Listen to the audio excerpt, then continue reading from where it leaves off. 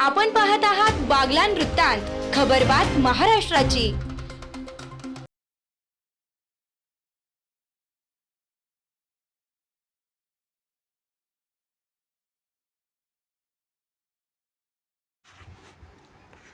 आरईच्या शाळेत जनकल्याण मराठी पत्रकार संघाचे आशुतोष पवार यांच्या वाढदिवसानिमित्त शालेय साहित्याचे वाटप।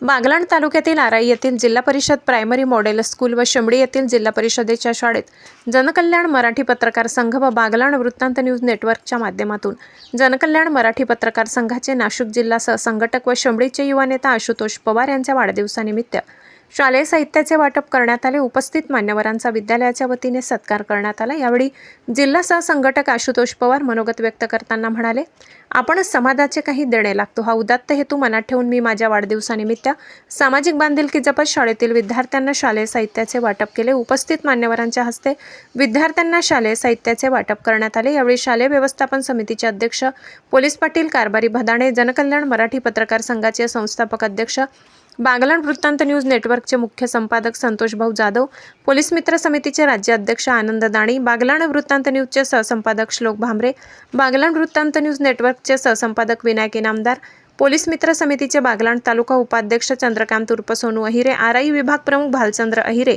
तेजस मांडवडे, स्कूलच्या मुख्याध्यापिका श्रीमती चित्रा बेडी, श्रीमती सुरेखा सूर्यवंशी, श्रीमती कल्पना पवार, श्रीमती मनीषा सोनावणे, श्रीमती ज्योती देवरे आदींसह विद्यार्थी मोठ्या संख्येने उपस्थित होते। बागलाण वृत्तांतसाठी सहसंपादक विनायक इनामदार।